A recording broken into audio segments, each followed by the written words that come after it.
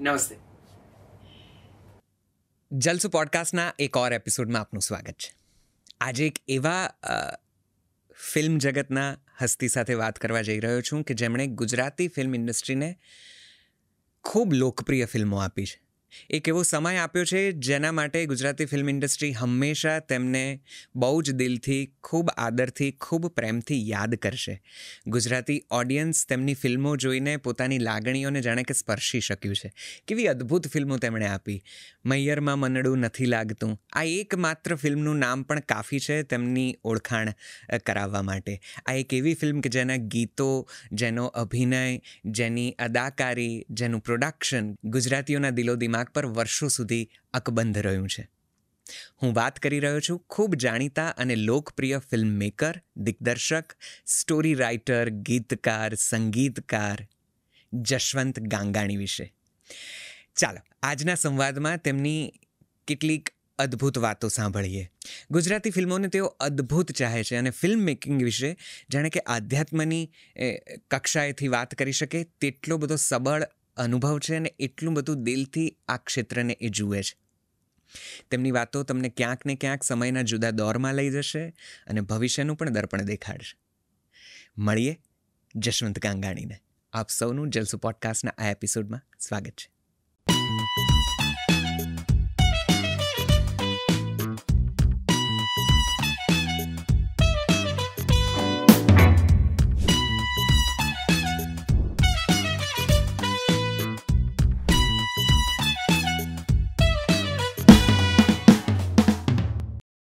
નમસ્તે જશવંતભાઈ.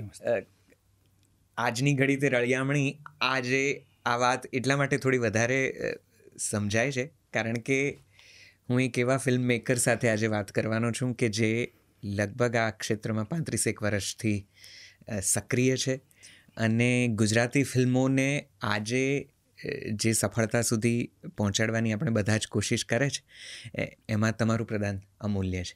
મારા જેવા ઘણા હશે જે એમણે તમારી ફિલ્મો જોઈને કંઈક શીખ્યું હશે, કોઈક અનુભવો કર્યા હશે, કંઈક યાદો ભેગી કરી હશે, ઉંમરના એક તબક્કામાં એક મધમીઠું જાણે કે કોઈ તત્વ મળી ગયું હોય એવું લાગ્યું હશે. આપનું ખૂબ ખૂબ ખૂબ સ્વાગત છે જલસોના આ પોડકાસ્ટમાં. Thank you very much for joining us. મારે સૌથી પહેલો સવાલ આ જ પૂછવો છે કે ગુજરાતી ફિલ્મો જે આજે જે સફળતા મેળવવાની સતત કોશિશ કરી રહી છે કે જેને એની કહેવાય કે ઝંખના છે, દરેક ફિલ્મ મેકરને એવું છે કે મારી ફિલ્મ ખૂબ સફળ થાય અને એનું એક ઉદાહરણ એ લોકો આપે છે કે મૈયરમાં મનડું નથી લાગતું કે એવી જે સફળતા છે એવી કંઈક પ્રાપ્ત થાય. પણ કદાચ સમય કંઈક જુદો ચાલી રહ્યો છે. આપણી ફિલ્મો એવી સફળતાને હવે કદાચ વર્તી નથી. મૈયરમાં મનડું નથી લાગતું એ આપની પ્રથમ દિગ્દર્શિત ફિલ્મ અને અઢળક સફળ. તમે આ સફળતાનું કોઈ સમીકરણ કઈ રીતે એ સમયમાં ક્રેક કર્યું? કઈ રીતે તમને આ સફળતા હાંસલ થઈ ને કઈ રીતે મૈયરમાં મનડું નથી લાગતું એ આટલી બધી સફળ થઈ? કારણ કે એની સાથે સાથે મારે ઘણા સવાલો પૂછવા છે પણ અહીંયાથી શરૂઆત કરીએ. જશવંત ગાંગાણી જોડે સફળતાનું કોઈ એક શોર્ટ સમીકરણ છે? સાહેબ, આમ જો હું કહું ને તો આ બધી મને ગોડ ગિફ્ટ છે અને ભાવનગર જિલ્લાનું તળાજા તાલુકાનું એક નાનકડું ગામ હબુકડ, ખેડૂતનો દીકરો છું અને 4 ચોપડી ભણેલો છું. નાનેથી ફિલ્મો જોવાનો શોખ. તળાજા મારે લગભગ 7 કિલોમીટર થાય અને ત્યાં નાની મોટી ગુજરાતી ફિલ્મો બધી આવતી. તો એ જોઈને મને એવું થાય કે ભાઈ આ જગ્યાએ કદાચ મારું નામ સ્ક્રીન ઉપર આવે એવું નાનેથી રહ્યું. અને 11 વર્ષની ઉંમરેથી હું કવિતાઓ લખતો, મારી સર્જન કરેલી. એટલે એવું કહી શકાય કે ગોડ ગિફ્ટ કંઈક પાછલા જન્મનો કંઈ હશે. પછી એક દિગ્દર્શક તો પછીની વાત છે પણ એક લેખક તરીકે, એક કવિ તરીકે અંદર ક્યાંક ને ક્યાંક રોજ હૃદયમાં આથડતો કંઈ ને કંઈ એવા તૂટેલા ફૂટેલા શબ્દો લઈ આવે અને એવું થાય. ભેંસો ચરાવતો અને ત્યાં હું લખતો કે આવું કંઈક લખીએ અને ત્યારે બી એવું 11 વર્ષની ઉંમરે મેં લખેલી એક કવિતા છે કે જગ આખામાં ઝીણી નજરે ખૂબ મેં જોયું મથી મથી, ઘર ઘર જોયા રડનારા પણ હસનારો કોઈ કેમ નથી. ત્યારે હું લખતો. પછી પપ્પાનું અવસાન થયું, 11 વર્ષની ઉંમર મારી, અને હીરા ઘસવા આવવાનું થયું, એટલે ભણતર છૂટી ગયું. તો હીરા ઘસતા સતત ઘંટીઓ પર કાંઈક ને કાંઈક થોટ લખતો. એટલે એક કવિ તરીકેનું એક અંદર પછી સ્ટ્રગલ સ્ટાર્ટ થઈ 1975થી લઈને 85 સુધી. બરોડા, હાલોલ, બોમ્બે વાર્તાઓ લઈને. પણ એ સમયે તો આ ડિજિટલ યુગ નહીં, એટલે તો બહુ જ કઠિન. અને એમાંય તે ખેડૂતના દીકરાને અભણને તો આ લાઈનમાં ઊભા કોણ રહેવા દે. પણ એક અટલ આત્મવિશ્વાસ કે નહીં, મારે કંઈ સમાજને એવું આપવું જ છે કે હું નવો છતાંય સમાજ મને પોતાની સાથે રોજ ફીલ કરે. અને 89માં નારસિંહભાઈ ચૌહાણ કરીને દડવાના, એના ભાઈને બરાબર હીરો બનાવવાનો હતો લીડ રોલમાં, અને એની મને બ્રેક આપ્યો. એ ફિલ્મ હતી આપણે વીર બાવાવાળો, એઝ એ રાઇટર બરાબર અને સોંગ રાઇટર. એ પિક્ચર પછી તો લગભગ 35-40 ફિલ્મો લખી હશે મેં આમ. પણ સાહેબ મને એવું લાગતું ક્યાંક ને ક્યાંક કે જે મેં જે ફીલથી, જે એંગલથી જે શોટ લખ્યો હોય ને, જે ઇમોશનથી, કેમ કે દરેક ડિરેક્ટરનું વિઝન અલગ અલગ હોય, તો ક્યાંક એવું લાગતું કે હું જો કદાચ ડિરેક્ટર હોઉં તો હું આને આ એંગલથી લો, આવી લાઇટિંગ કરું, આવું બેકગ્રાઉન્ડ મ્યુઝિક હોય, આવા ઇમોશન્સ હોય. અને એક ડિરેક્ટરનો જન્મ થયો. તો પછી ગાંગાણી મોશન પિક્ચર કંપનીની સ્થાપના થઈ, અને પહેલી ફિલ્મ આપણી મન સાહેબ એની મેળી ગઈ. ત્યારે નરેશભાઈ અને રોમાજી સ્ટાર હતા. કરેક્ટ. અને એમાં આમ તો ડિરેક્ટર મેં જ કરી હતી, પણ મારા એક ફ્રેન્ડ હતા જીતુભાઈ કરીને, એનું નામ આપ્યું હતું મેં ડિરેક્ટરમાં, અને સ્ટોરી ગીત ને એ બધું કરેલું. અને એ પિક્ચર ચાલી હતી ત્યારે, સિલ્વર જુબિલી થઈ હતી. પછી એમ થયું કે હવે લોકોએ એઝ એ જશવંત ગાંગાડીને એઝ એ ડિરેક્ટર કે એઝ એ લેખક તરીકે જો એટલું બધું માન આપ્યું છે, તો હવે મારે આ સમાજને શું આપવું જોઈએ. પછી પાટણના પટોળા સબ્જેક્ટ રેડી થયો, જે આ મૈયરમાં મોઢું નથી લાગતું. પછી કીધું પાટણના પટોળા. પછી મારા મન સાહેબેની મેળીમાં એક ગીતની લાઈન હતી કે લીલા તોરણિયા બંધાવો મારા માંડવે, હવે મૈયરિયામાં માંડું નથી લાગતું. રાઈટ. તો મારા બ્રધર રાજુભાઈ કે સાહેબ આપણે આનું નામ મૈયરમાં માંડું નથી લાગતું રાખીએ તો મેં કીધું ભાઈ ટાઇટલથી લોકોને એવું થશે કે આ છોકરી પાગલ જેવી છે અને સીધું જ કે હવે મૈયરમાં. પણ મેં કીધું એને કંઈક અલગ રીતે આપણે લઈ આવીએ.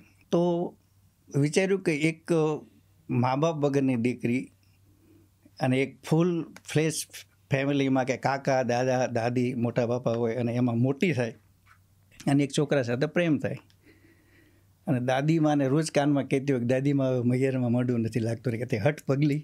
એટલે એ જે એનું કોમ્બિનેશન જે છે, અને એ તિતલી જેવી છોકરી આપણી ધમાલ કરતાં કરતાં લગ્ન લેવાય છે અને બારાત આવે છે.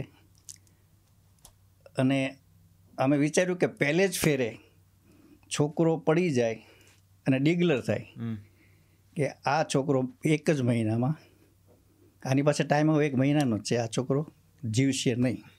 તો અમારી દીકરી, હિન્દુસ્તાનની દીકરી, ગુજરાતની નારી શું નિર્ણય લે.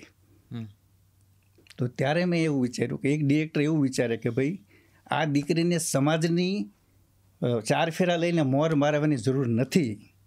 આ દીકરીએ તો મનથી લગ્ન કરી ચૂક્યા છે, અને એને સમાજમાં એવો દાખલો બેસાડવાનો છે. લગ્ન તો ખાલી એક ખોખલું લાયસન્સ છે, પણ આત્મીયતાના સંબંધો એકચ્યુઅલી જે વરવાના જે છે, જે ભક્તોને કૃષ્ણ સાથેના જે લગ્નની વાત છે, એ વાત મારે કરવી છે અહીંયા. તો શું, તો કે આ દીકરી વગર લગ્ન, વગર માંડવે, વગર ફેરે પોતે 16 શણગાર સજી અને દેલી પાર કરે. બરાબર. એ મૈયરમાં મોઢું નથી લાગતું. એ સોલ, એ આત્માની વાત લઈ આવ્યા હતા. એકચ્યુઅલી આપણા કલ્ચરમાં આ વસ્તુ લોજિકલી નથી. કોઈ પણ દીકરી આજ સુધી વગર લગ્ને તૈયાર થઈને ગઈ હોય એવું ના તો તમે વાંચ્યું હોય કે ના તમે સાંભળ્યું હોય. પણ એક ડિરેક્ટરનો આત્મવિશ્વાસ કે લોકો આ છોકરીના ઇમોશન સાથે જશે એટલા માટે કે જ્યાં ધર્મ જોડાતો હોય ને અહીંયા લોજિક કામ કરતું નથી, એવું હું માનું છું. અને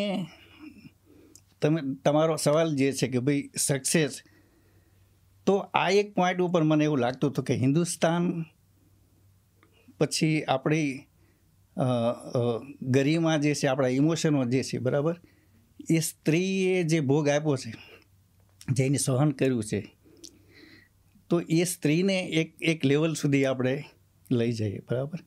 તો દર્શકો આના પ્રવાહમાં જશે.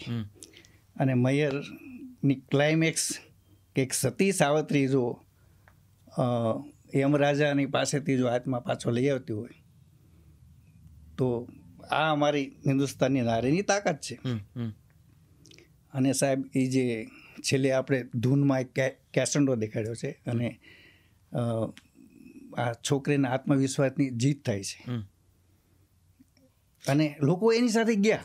એબ્સોલ્યુટલી. અને અઢળક સફળતા મળી ફિલ્મને, અને ખૂબ જાણીતી ફિલ્મ બની. એવું કહી શકાય કે મૈયરમાં મંડું નથી લાગતું થી જશવંત ગાંગાણી અમર થઈ ગયા, એવું કહી શકાય. હા, બિલકુલ કહી શકાય. કારણ કે આ એ દોર હતો, જો હું ગુજરાતી ફિલ્મોને થોડો ઘણો જો જે રીતે મારો અભ્યાસ છે એ પ્રમાણે, કે લગભગ 70-80ના ગાળામાં અદ્ભુત ફિલ્મો આપણે ત્યાં આવી.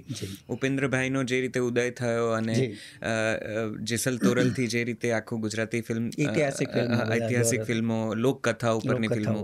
80ના દોરમાં તો એવું હતું કે થોડીક શહેરી ઉપરની, મારી વેણીમાં 4 ફૂલ ને રાખના રમકડા, અને એબ્સોલ્યુટલી એ બધી પૂજાના ફૂલ, આ બધા પ્રકારની ફિલ્મો આવતી.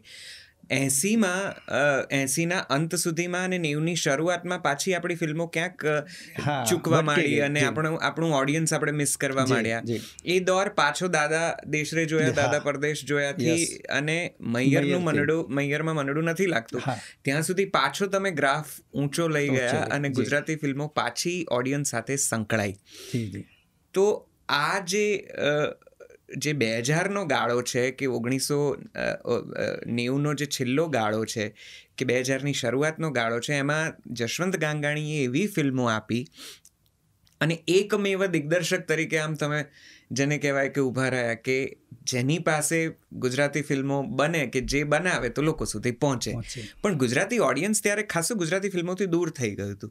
તો આ સ્ટ્રગલ ક્યાંય તમારા વિચારોની આડે, ફિલ્મ મેકિંગની આડે આવતી હતી? ક્યાં એવું થતું હતું કે હું બનાવું છું પણ અત્યારે લોકો નથી જોતા વધારે? કે મયર રિલીઝ થયું ને પછી એક મારા દર્શકોની સાથે સાથે મને પણ એવો આત્મવિશ્વાસ હતો, અને એક જવાબદારી પણ વધી ગઈ હતી કે જશવંત ગાંગાણી મોશન પિક્ચરની મૂવી હોય એટલે રૂમાલ લઈને સાથે જવાનું. દીકરીએ ભાઈને મા બાપને સાથે બેસીને જોવાની વાત છે. કે ઘરમાં જ્યારે આપત્તિ આવે, કે કુદરતી અકસ્માત હોય, કે સંજોગ વિલન બને. મારી ફિલ્મોમાં લગભગ વિલન ના હોય, સંજોગ જ વિલન હોય, પારિવારિક હોય. તો એને કઈ રીતે સમજણથી વિખરાતું ઘર એક થાય, આ વાત હોય. અને આ વાત આપણી લોકો સ્વીકારશે, બરાબર. પેમલાની વાત ઓછી સ્વીકારશે, કેમ કે જશવંત ગાંગાણીની ફિલ્મોમાં લવ સ્ટોરી કેન્દ્ર સ્થાને હોય, અદ્ભુત મ્યુઝિક હોય, ગીતો હોય, પણ ક્લાઇમેક્સ જે છે એ પારિવારિકને કેમ એક રાખવું, છેલ્લે એ હોય વાત, શ્રદ્ધાની વાત હોય, દીકરીની વાત હોય. તો હતું કે હવે આપણે એ દાયરામાં રહીને આપણે થોટ, આપણા સબ્જેક્ટ વિચારવા જોઈએ. પછી માનવડા રૂપવા માણસ વિચાર્યું આપણે કે ભાઈ સંસ્કારિક છોકરા છોકરી બેવું હોય, અને મા બાપ કે ભાઈ તમારે અહીંયા મેં પ્રોમિસ આપી દીધું છે ને લગ્ન કરવાના છે. તો મને ધ્યાનમાં છે કે અમારે કાઠિયાવાડમાં કે લગભગ આપણે ગુજરાતમાં સંતાનો એટલું સમજતા કે પપ્પાએ કહી દીધું એટલે પતી ગયું. અને મા બાપની વાત માન્યા પછી એ જગ્યાએ લગ્ન થયા પછી એ કેટલા પીડાઈ રહ્યા છે, બરાબર. એનાથી મારે એવું કહેવું હતું કે ભાઈ મા બાપે કોઈ બી સંતાનને એકવાર પૂછવાનું હોય કે બેટા તારી સાથે કોઈની સાથે દોસ્તી હોય, કે તને કોઈ છોકરો ગમતો હોય તો તું મને કહે એમ. પણ પહેલાં એવું નહોતું. એ ગમે ત્યાં મહેમાન થઈને જાય અને કહે કે તમારે કેટલી દીકરી? તો કે 3. તો કે આમાંથી એક દીકરી મારે લઈ જવાની છે. તો કે ઓકે. એટલે પછી માંડવડામાં એ વાત કરીએ આપણે, તો એ બી સિલ્વર જુબિલી થઈ. એટલે મેસેજમાં એ જ વસ્તુ હોય કે મા બાપને પણ મેસેજ હોય, યા તો છોકરા છોકરીને હોય, સંતાનોને બી હોય. એ રીતે બધી ફિલ્મો. ત્યારબાદ મારી પાલવડે માંદી પ્રીત, અદ્ભુત કોન્સેપ્ટ હતો, ડાર્ક સબ્જેક્ટ હતો, કે એક દીકરીને કાકા કાકી ઉછેરે, મોટી કરે, એનું સગપણ એક ગામમાં થઈ ગયેલું છે, અને જેની સાથે સગપણ થયું એ માણસ સાયકો છે, મારે નહીં તો કોઈની નહીં. અને એના કાકાને એ લોકો ત્યાં જઈને પાઘડી ઉતારે છે, કહે છે કે ભાઈ આ એક જીવની માટે થઈને 3 જીવ બરબાદ થતા હોય તો તમે આ સગપણ ભોગ કરો. અને એ પેલા સાયકોની મમ્મી ઓકે થાય છે, ભાઈ કંઈ વાંધો નહીં. અને જ્યારે રામ અને રતન અને આમાં તો જીવલો અને જીવલી રાખ્યા તમે નામ, અને દેવની જાન આવવાની હોય એ જ રાત્રે જીવલીને પેલો સાયકો એ બોલાવે છે હીરોના નામથી કે હવે હું જાન લઈને નહીં આવી શકું અને મારે તને એક વાત કરવી છે. અને રાત્રે આ ત્યાં મળવા જાય છે, પીઠી ભરેલી, પીઠીના કપડાઓ, અને એક જ્યાં આનો સ્પોટ એક ટેકરી ઉપર મેં એક મંદિર બનાવ્યું હતું, સેટ લગાડ્યો હતો, અને ત્યાં મળવા જાય છે. અને ત્યાં પહેલાં એ 4 પથ્થરોની ચોરી તૈયાર કરીને હાથમાં મીંઢોળ કરીને અને કે જો હું મીંઢોળ બાંધીને આવ્યો છું, તારા તો કાલે લગ્ન થઈ જશે, મારું શું, બરાબર, એટલે પહેલાં તારે મારી સાથે ફેરા લેવાના છે. અને એ હાથ પકડીને અને એ 4 ચોરીને પોતે મંત્ર બોલે છે, અને ઝપાઝપીમાં એ છોકરીને મર્ડર કરી નાખે છે અને ત્યાં જ દાટી દે છે. તો એમાં એ મેસેજ હતો કે મેં તો પાલવડે બાંધી પ્રીત, એટલે સમાજને જે કહેવું હોય કે પણ મેં તો મારા પલ્લુથી તારી પ્રીતને બાંધી લીધી છે. એવી છોકરીનું જ્યારે દ્રઢતા હોય તો એ શું કરી શકે? તો એવું વિચાર્યું કે એ છોકરી દેહ છોડી દીધા પછી પણ પાછી આવશે, ફેરા લે છે, કહેવા માટે કે મારું અસ્તિત્વ નથી, તમે બધા મને પ્રેમ કરો છો પણ મારા વગર પણ તમારે જીવવું પડશે. એ છોકરી કહેવા આવે છે ને કેટલી પ્રેમમાં ફસાઈ જતી, એ સબ્જેક્ટ હતો. એટલે આ જે કોન્સેપ્ટ જે તમને અહીંયા સુધી પહોંચે ને સાહેબ, એ કોન્સેપ્ટ હું નથી માનતો કે કોઈ પણ દર્શકો એને નકારી શકે. એટલે એ આત્મવિશ્વાસથી દરેક સબ્જેક્ટ લોકોએ અપનાવ્યા હતા. બિલકુલ. અને તમારી ફિલ્મોમાં મને લાગે છે કે 1995માં જ્યારે હમ આપ કહે કોન આવી અને પેલા ગજાવર સેટ્સ ને ક્રાફ્ટ્સ ને એનો અદ્ભુત કપડા ને ખૂબ બધી ટ્રીટમેન્ટ, ભપકો જે પણ ફ્રેમ જોવો એમાં તામઝામ જ દેખાય એકદમ તમને. અને ગુજરાતી ઓડિયન્સે મિસ કરતું કે આપણે ત્યાં આવી ફિલ્મ કેમ ના બને. અને પછી જશવંત ગાંગાણીનું નામ ઉભરી આવ્યું કે જેની લગભગ બધી ફિલ્મમાં અદ્ભુત ક્રાફ્ટ હોય, સેટ હોય. તમે આખું ગુજરાતી ફિલ્મોનું સેટિંગ, ક્રાફ્ટ બધું બદલી કાઢ્યું. મયરમાં જ્યારે આપણે લકી સ્ટુડિયોમાં 22 લાખનો સેટ લગાડ્યો ત્યારે મોસ્ટ ઓફ મને લાગે 15 લાખમાં ફિલ્મો રિલીઝ થઈ જતી હતી. રાઈટ. 15 લાખમાં એ વખતે 15 થી 20 લાખમાં જી. ત્યારે 22 લાખનો મારો છે સેટ લાગતો હતો ને ત્યારે બધા પ્રોડ્યુસર, ડિરેક્ટરો આવે કે આ છોકરો પાગલ થઈ ગયો છે, બરાબર, આ ગુજરાતી ઇન્ડસ્ટ્રીને પાયમાલ કરી નાખશે, આ બહુ બધી વાતો થઈ.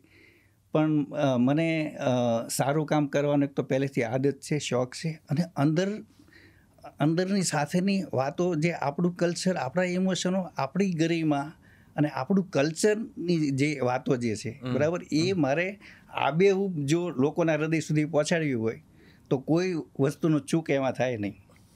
સેટ એટલા માટે સેટ ઉપર તમે કરો ને કામ તો એક તો શાંતિથી કામ થાય, સેટના રિફ્લેક્શનથી ઇમોશન ક્રિએટ થાય, લાઇટિંગ સરસ થાય. એ તો તમે પેલી જે એ વખતે પેલી હમ આપ કહે કોન અને દિલવાલે દુલ્હનિયા લે જાયેંગે વાળી જે આખી નો એક કાક ચાલ્યું હતું, એનાથી તમે થોડાક અભિભૂત પણ હતા. બહુ નજીક એટલે સૂરજજીનો તો હું ખાસ ફેન પહેલેથી. સૂરજ બરજાતિયાનો, યશરાજ અને સંજય લીલા, એ 3 ડિરેક્ટરો એવા અદ્ભુત છે. પણ ત્રણેયની માસ્ટરી શું છે કે સૂરજ બરજાતિયા જે છે એ મારી જેમ નાનામાં નાની વાતને લઈને લોકોને રડાવી શકે. રાઈટ. પારિવારિક મૂલ્યોની વાતને. યશરાજજી છે એ પ્રેમની પરિકાષ્ઠા શું એ ત્યાં સુધી લઈ જાય. અને સંજય લીલા ભલસાણી છે એ લોકોને 2 કલાક અભિભૂત કરી શકે પણ તમને રડાવી ના શકે. જોજો તમે સંજય લીલા ભલસાણી કોઈ પણ પિક્ચર જોશો તમે રડશો નહીં, તમને બેસાડશે આમ 2 કલાક સુધી, ક્યાં વાત છે. એટલે એક દરેકની એક પોતાની આગવી એક કલ્પના, પોતાની એક કામ કરવાની રીત બધા ડિરેક્ટરની અલગ અલગ હોય. તો મને સૂરજજી નું કામ ગમે એટલા માટે કે માસ પબ્લિકને નાનામાં નાની વાતને 2 ભાઈને બોલાચાલી થાય અને એમાંથી ઘર અલગ થાય, બરાબર, તો એની ટ્રીટમેન્ટ, એના ઇમોશન્સ શું હોઈ શકે, તો એ બહુ મેં બધું બારીકાઈથી કર્યું. અચ્છા, મયર રિલીઝ થયા પછી લગભગ 50 જગ્યાએ ગોલ્ડન જુબલી થઈ, જ્યાં નાખો ત્યાંથી ઉતરે જ નહીં. પછી બીજા પ્રોડ્યુસરો ક્યાંક બાપા ઓલા સિનેમાવાળાને કંઈક હવે યાર, એટલે એ રીતે આપણે ઉતારેલી ત્યારે. ઓહો, એમ? હા. તો સુરતજીનો એકવાર ફોન આવ્યો મને. અચ્છા. એટલે રાજુભાઈ ઉપાડ્યો, जसूजी है तो बोले कि नहीं आप कौन, तो बोले कि मैं बॉम्बे से राजश्री से सूरजजी बोल रहा हूँ. तो રાજુભાઈ ને એમ કે કોઈ મજાક કરતા હોય, એટલે કે શું મજાક કરો છો, કોણ બોલો છો, કહો ને. તો કે નહીં નહીં નહીં આપ કોણ, તો કે રાજુભાઈ. तो बोले जसूजी जैसे आए बता दो सूरज जी का फोन था, ये मेरा नंबर है ऑफिस का, लिख लो आप. એટલે આવ્યા હું 3 વાગે. રાજુભાઈ કે સુરજજીનો ફોન હતો એવું કહે છે, ખબર નથી આપણને. મેં તો કેમ થાય કે ખ્યાલ નહીં. એટલે પછી કર્યો મેં ફોન. તો બોલે जसूजी मैंने आपकी मैयर 16 बार देखी. सूरज 16 बार देखी है मेरे थिएटर में, और मुझे आपके साथ डिस्कस करना है. आप कब आ रहे हैं बॉम्बे. मैंने बोला 3 तारीख को. तो बोले ठीक है, कहाँ पे आप रुकते हैं. मैंने बोला अंधेरी पे, मेरी गोल्ड में. तो बोले मेरा मैनेजर आपको ले जाएगा. मैंने बोला 3 को नहीं, 4 तारीख को आप भेजना, 3 तारीख को मुझे काम है. 4 तारीખે સાહેબ એનો માણસ મને સવારે 10 વાગે લઈ ગયો, અને અમે આખો દિવસ બેઠા મહેર ઉપર ડિસ્કશન કરવા. એ વખતે રાજબાબુ એના ફાધર જે છે ને એ અને એની ઓફિસમાં નિયમ છે, જે ક્રિએટિવ ટીમ જેવું ને 10-15 લોકો, એ બધા આવી અને બુક અને પેન લઈને બેસી જાય. એટલે આપણે જે કાંઈ બોલીએ ને એમાં જે નોટ કરવા જેવું હોય ને ફટફટ લખી નાખે એ લોકો. એટલે બહુ બધી ડિસ્કશનો થઈને આ તે. ત્યારે રાજબાબુ એવું બોલ્યા હતા કે સાलों बाद मुझे ऐसा लग रहा है कि मैं ताराचंद जी के साथ मीटिंग कर रहा हूँ. વાહ, તારાચંદ બરજાતી એટલે તો બહુ મોટું નામ. એટલે આપણને ગમે કે તમે એકચ્યુઅલી દિલથી સાચી શ્રદ્ધાથી મહેનત કરો સાહેબ, તો એ વસ્તુ કોઈ દિવસ ફેલ થતી નથી, એને ક્યાંક ને ક્યાંક નોંધ લેવાતી હોય. એટલે સુરજજી કે સર, એટલે એ માણસ બહુ ગુણી માણસ છે, બહુ સજ્જન માણસ છે. जसू सर ये मूवी हमें हिंदी में रीमेक करना है. हाँ. मैंने बोला ठीक है सर. પછી અમે લોકો 21 દિવસ બેઠા હતા અને એનું નામ રાખ્યું વિવાહ. અચ્છા. હા, અને છેલ્લે અમે ક્લાઇમેક્સ બદલાવી પછી. હા. પણ એ પિક્ચર જોયા પછી મને એમ થયું કે હિન્દુસ્તાનમાં છે ને લેડીઝ સેક્રિફાઈસ જે આપે ને, લેડીઝનું ઇમોશન હોય ને, એ લોકોને અહીંયા સુધી વધારે છે. બહુ સાચી વાત. એક પુરુષ પત્ની માટે ગમે એટલું કરે ને, તો એ એટલું બધું અપીલિંગ નહીં હોય. જોજો તમે. જી, બરાબર છે, બરાબર છે. એટલે પણ છતાંય બી એ સુપરહિટ જ નીકળી હતી. અને વિવાહ પોતે પણ એક ખૂબ લોકપ્રિય અને પોતાની રીતે સંસ્કાર, એક શરમ, હૈયા, એ બધી વાત. એટલે એ મયરમાં તો બહુ બધી ઘટનાઓ. અચ્છા, મયરની હાઇલાઇટ હું તમને કહું કે દરેક પાત્રો આપણામાં શું હોય કે એકચ્યુઅલી છે ને આર્ટિસ્ટોમાં જલન ને ઈર્ષ્યા બહુ હોય, અને એમાં સુપરસ્ટાર જે હોય, હવે એ વખતે તો અરવિંદ ત્રિવેદી લંકેશ, મને જોઈને તો એટલે છેલ્લે જ્યારે મને પગે લાગીને એ ગયા ને, ત્યારે એને મને કીધું, મેં પહેલી વાર તને જોયો ને તો મને એમ થયું આ છોકરા મને ડિરેક્ટ કરશે, અરવિંદ ત્રિવેદી કે. પણ આમાં શું હોય કે હું અભણ છું એવું લોકોને પહેલાં લાગે, કેમ કે અભણ તો છું જ તે. પણ જે ગોડ ગિફ્ટ જે હોય ને, તમને શોર્ટ દેખાતો હોય.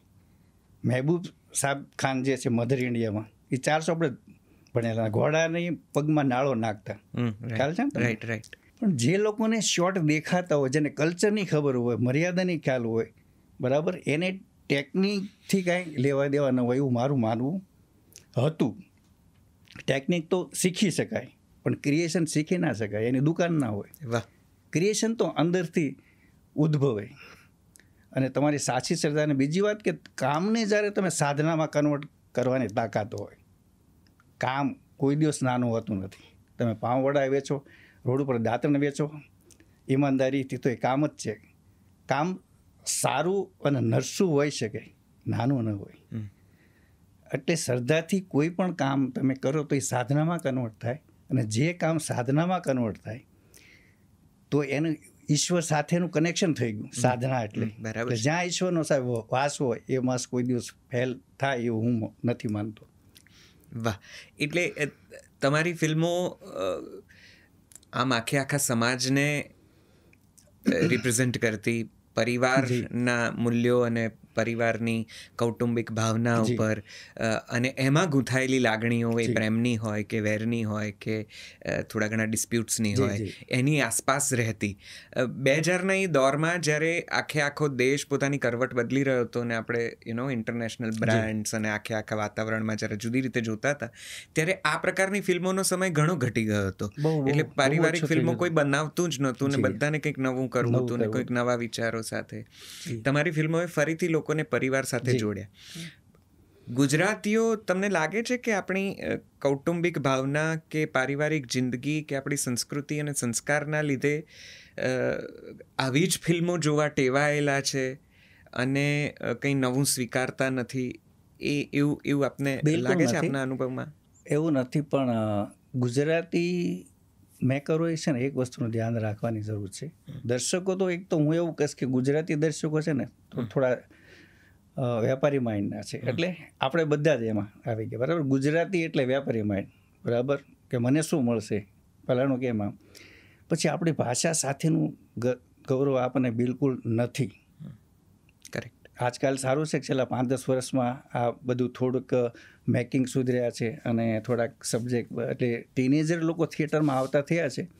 બાકી તો ગુજરાતી પિક્ચર સાહેબ તમે ટિકિટ મફત આપો ને તો બી એ એમ કે હું આમાં 2 કલાક શું કામ બગાડું. આ બોલનાર આપણા ગુજરાતી જ તે.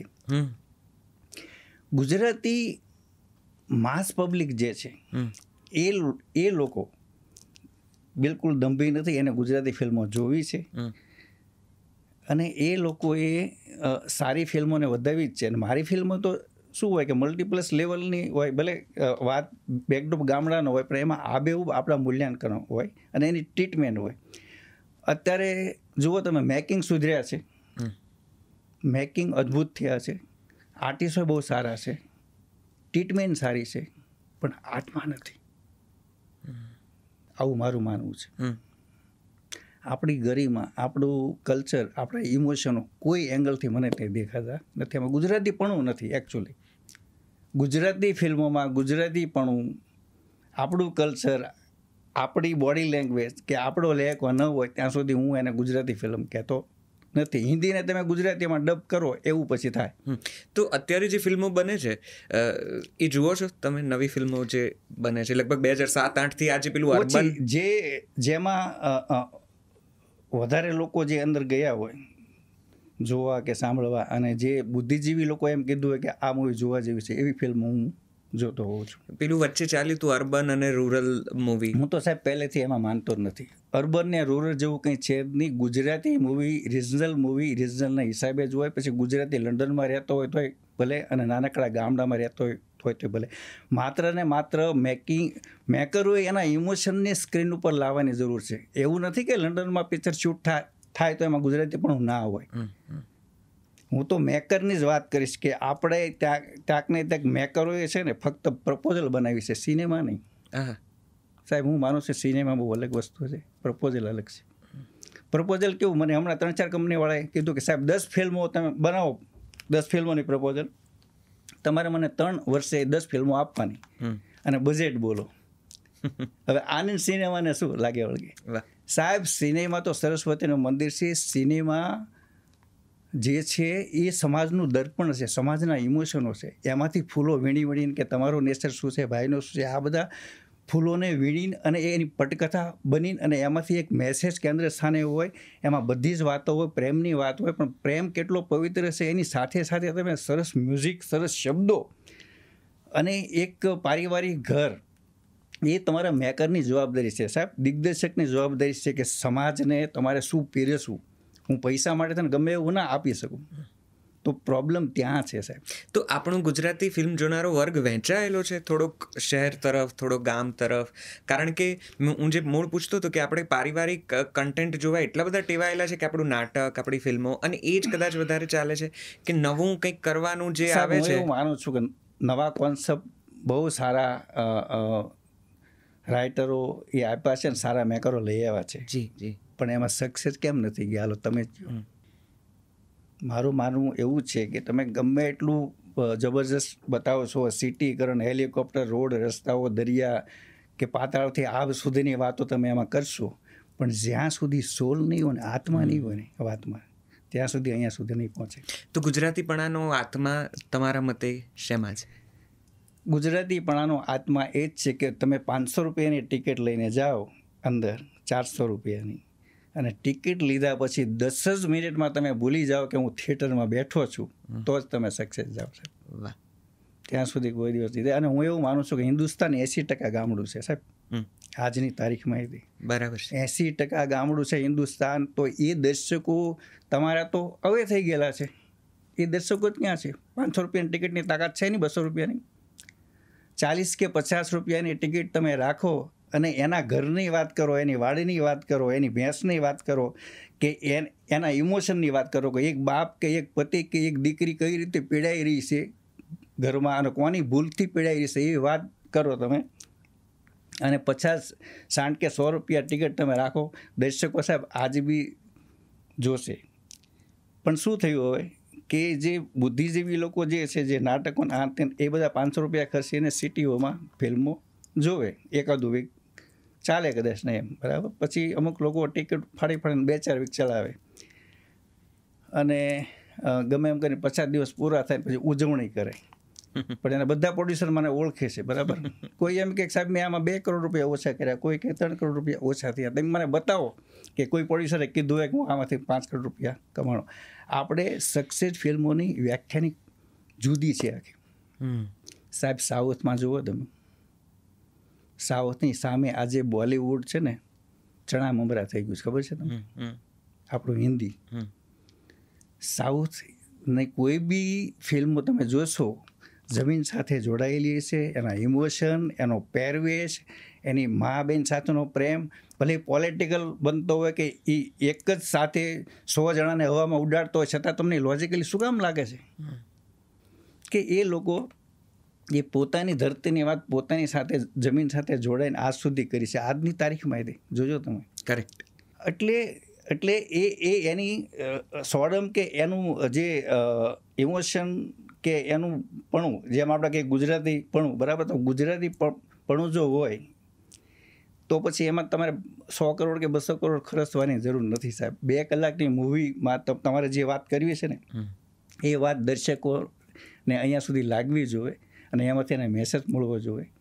તો મેં છે ને આ સવાલ લગભગ મારે ત્યાં આવેલા ઘણા દિગ્દર્શકોને પૂછ્યો છે જશવંતભાઈ, કે આપણે ગુજરાતી ફિલ્મ મેકર તરીકે શું ચૂકી ગયા છીએ, ક્યાં ચૂકી ગયા છીએ કે જેથી આપણો ગુજરાતી દર્શક આપણી ફિલ્મો જોવા ઓછો આવે છે અથવા આવતો નથી? મેં તમને કીધું એવું છે સાહેબ કે આ છેલ્લા 5 વર્ષમાં લગભગ 300 થી 350 ગુજરાતી ફિલ્મો બની આવી.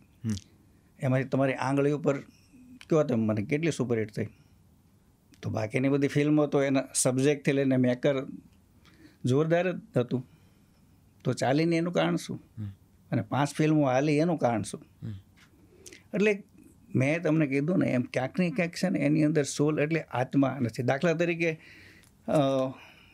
આપણને મનગમતા હિરોઈન તમે કોઈ બી પકડો, ભાઈ દીપિકા, બરાબર, આપણને ગમે છે ફૂલ, પણ દીપિકા 16 શણગાર સજેલી હોય અને એની અંદર આત્મા ન હોય તો એ તમને ગમશે કે તમે દૂર રહેશો?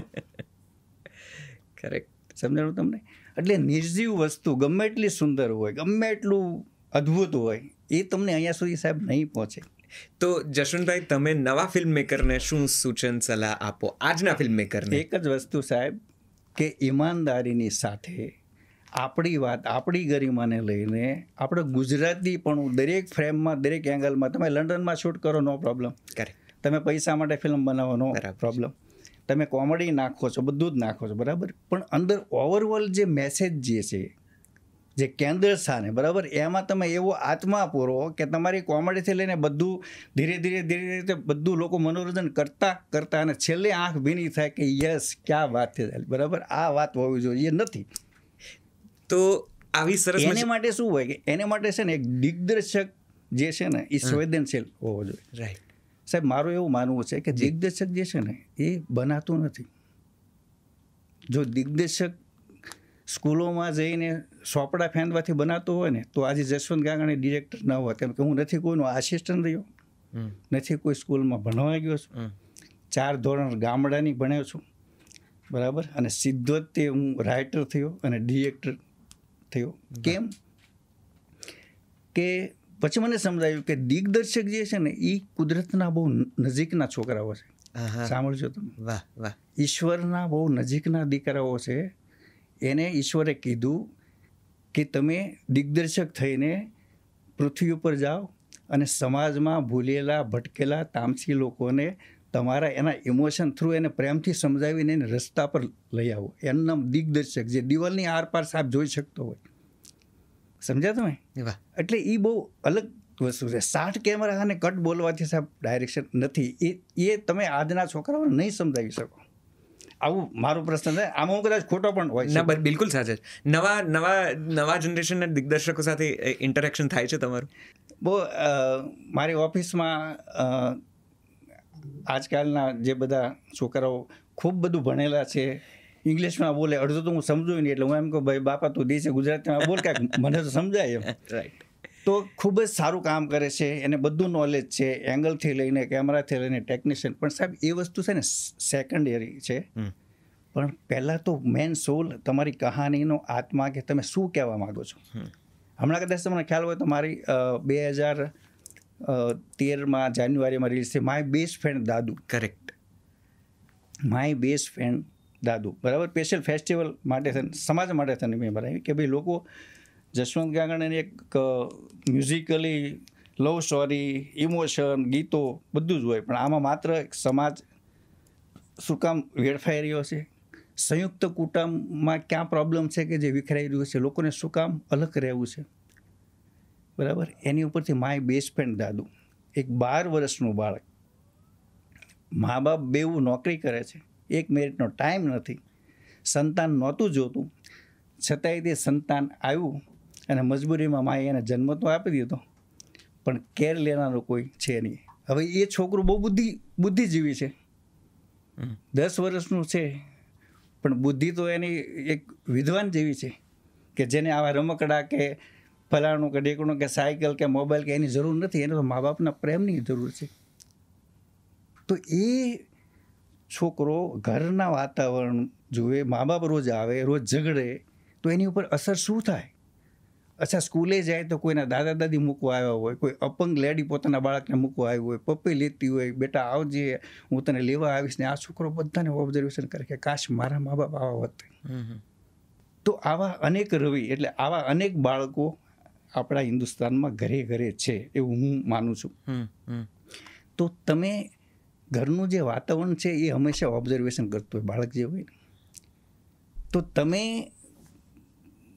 મા બાપ તમને પેટે પાટા બાંધીને ભણાવે, ગણાવે, મોટા કરે, સમાજમાં એક ઊભા રહેવા લાયક બનાવે, અને જ્યારે તમે એને કામયાબ કરી અને લગ્ન કરી દો અને એક દીકરી આપણા ઘરની વહુ થઈને આવે અને તમારો દીકરો મટી જશે, આની પાછળનું કારણ શું છે? જુઓ તમે ઘરે ઘરે મા બાપ તો પછી કોર્ડિનેટ થઈ જાય. ફૂટેલું વાસણ કેમ તમે સાઈડમાં કરો? આ હાલત છે સાહેબ દરેક ઘરમાં. ભલે હું તમે સ્વીકારીએ નહીં, પણ આ વાસ્તવિકતા છે આપણા હિન્દુસ્તાનની, બરાબર છે, ખાસ કરીને આપણા ગુજરાતીની. બરાબર છે. અચ્છા, તો એ બાળક તમારું આ જોશે ને, તો તમને મૂર્ખાઓને એ તો ખબર જ નથી કે આપણે મોટા થઈશું એટલે આના મા બાપ છીએ તો આપણી હાલત આ જ છે. એટલે આ સાયકલ તો વર્ષોથી ચાલી આવે છે. એટલે એના માટે તો માય બેસ્ટ ફ્રેન્ડ દાદુ, કે દીકરો એક દિવસ એની બુક શોધતો હોય છે અને દાદાએ લખેલી બુક મળી જાય છે અને વાંચે છે. કેમ કે એને કહેવામાં આવ્યું હોય છે કે છોકરો એક દિવસ ઘરે આવીને કહે છે કે આપણા દાદા દાદી ક્યાં છે? તો કે બેટા એ તો 10 વર્ષ પહેલાં એક્સિડન્ટમાં 2 એક સાથે મૃત્યુ પામ્યા.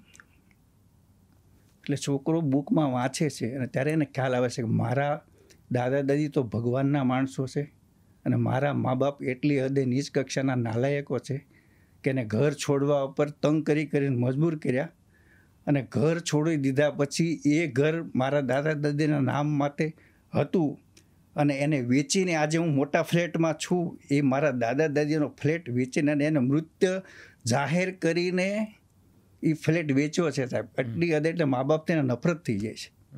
અને એ બાળક હિન્દુસ્તાનમાં પહેલી વખત 12 વર્ષનું બાળક વકીલની ઓફિસમાં પહોંચે છે અને કહે છે કે મને મારા મા બાપથી છૂટાછેડા લેવા છે, તમે મારો કેસ લડશો?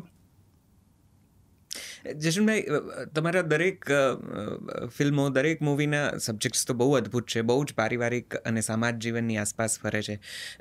તમને એવું લાગે છે કે હવે એ સમય છે જ્યાં લોકોને આવી પારિવારિક કોન્ટેન્ટ જોવો છે, કૌટુંબિક કન્ટેન્ટ જોવો છે? કારણ કે લગભગ આપણે ત્યાં જ્યારથી બોલિવૂડથી લઈને ગુજરાતી, એટલે 50-60થી લઈને 80-90 સુધીના ગાળામાં લગભગ પારિવારિક કોન્ટેન્ટ આપણે ત્યાં અદ્ભુત રીતે રૂલ કરતો રહ્યો છે. એનું કારણ એ થયું કે 2000ની આસપાસ જે નવી રીતે બધા જરા જુદું આવવા માંડ્યું, જરા જુદા પ્રકારનું, થોડું રિયાલિસ્ટિક, થોડુંક ડાર્ક કન્ટેન્ટ, એવું બધું આવવા માંડ્યું. તો આજનો આ યુવા વર્ગ અદ્ભુત તમારા વિષયો હોવા છતાં એની સાથે પોતાને સાંકળી નથી શકતો, એવું તમને લાગે છે? લોકોને હવે કદાચ આ કૌટુંબિક કોન્ટેન્ટ બહુ જોઈ લીધો એવું છે કે તમારું કંઈ જુદું માનવું છે? મૂળભૂત કારણ એ છે કે આજનું જનરેશનને સંયુક્ત કુટુંબમાં રહેવું નથી. છેલ્લા 10 વર્ષથી કે 15 વર્ષથી જુઓ તમે, આ ડિજિટલ યુગની ક્રાંતિ આવી ને સાહેબ, ત્યારથી કોઈ પણ સંતાનોને, કોઈ પણ બાળકોને બધાને અલગ રહેવું છે. બરાબર? આપણે ઘરે દીકરી વહુ થઈને આવે એને ત્યાં અલગ થવું છે. એને સાસુ સસરા નથી જોતા. બરાબર? આપણી દીકરીઓને એના સાસુ સસરા નથી જોતા. હવે મા બાપ નથી જોતા, પણ મા બાપની મિલકત જોવે છે. પાછું જુઓ તમે, તો જે માણસ એકલો એક ફ્લેટમાં રહે, એનો બાળક જે હોય એ પછી નોકર સાકર હોય કે બસ આવીને લઈ જાય કે સ્કૂલે જાય, પણ એકચ્યુઅલી એને માની હૂંફ, માની ગોદ, માનો ખોળો જે મળવો જોઈએ મા બાપનો, એ રાઈટ ટાઈમે નથી મળતું. એટલે પછી શું થાય, મોબાઈલમાં એનો ગ્રુપ, એના મિત્રો અને દેખાદેખી, ઓલે આમ પાર્ટી કરી તો મારે કર્યું, ઓલે આમ કર્યું તો મારે કરવું, મારે આ કરવું, તે કરવું. બરાબર? મમ્મી પપ્પાની પાસે કેપેસિટી ન હોય તો ચીટિંગ વેડા કરીને, ગમે કરીને ચોર બને, આ કરે, પણ પોતાના મોજ શોખ. એટલે આ જે ડિજિટલ યુગ એક પ્રકારનો રાક્ષસ છે અને વરદાન પણ છે. એ તમારી બુદ્ધિ પ્રમાણે જો તમે યુઝ કરી શકો તો આજે ક્યાંના ક્યાં, આજે મારે મિટિંગ કરવી હોય લંડન, કેનેડા, અમેરિકા, તો હું મોબાઈલમાંથી કરી શકું છું. એટલે આજનું ડિજિટલ યુગ વરદાન પણ છે. પણ જે સંયુક્ત ફેમિલીમાં જો તમે રહેતા હો તો તમારા બાળકને ખબર છે કે કાકી એટલે શું, મામા એટલે શું, ફઈ એટલે શું, બરાબર, મમ્મી એટલે શું, દાદા એટલે શું.